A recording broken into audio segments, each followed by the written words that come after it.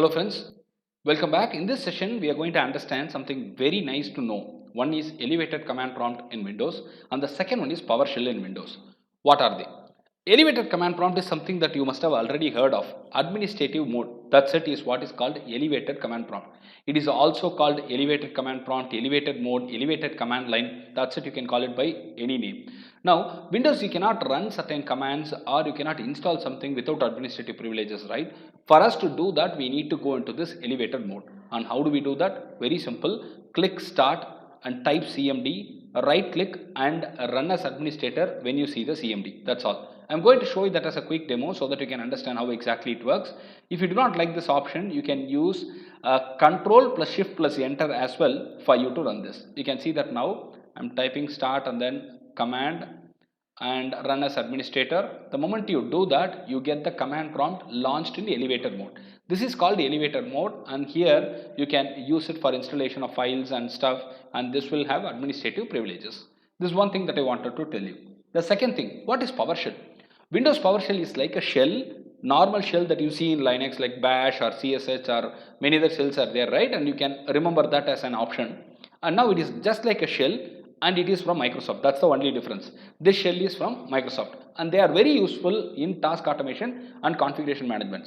Are they same as command line? No, they are not the same as command prompt because these uses CMD lets, which is commands here. The commands in PowerShell are called CMD lets. They are mostly used for system administration tasks and they are not at all same as command prompts. So do not try command prompt commands here in the PowerShell, which might not work really. But we have a good news. If you are familiar with Linux commands, you can survive here by using PowerShell and WSL. WSL is something called as Windows subsystem for Linux. I can enable that and I can use the commands that are available in Linux for me to use in PowerShell, and that will work fine as well, and that's a very amazing point that we need to appreciate. You can see that right now. For that, we need to first turn on the Windows features. We need to use the turn on Windows features.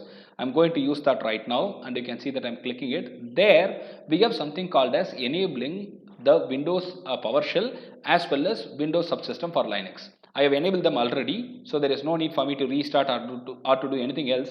So I need to just click both and then when I launch the PowerShell, it will work fine.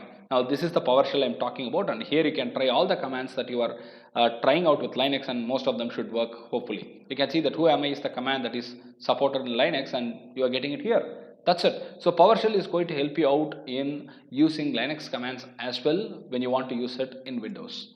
That's it. I hope it was interesting and easy for you to understand. If you have any questions, suggestions, please go ahead and type it in the comment section.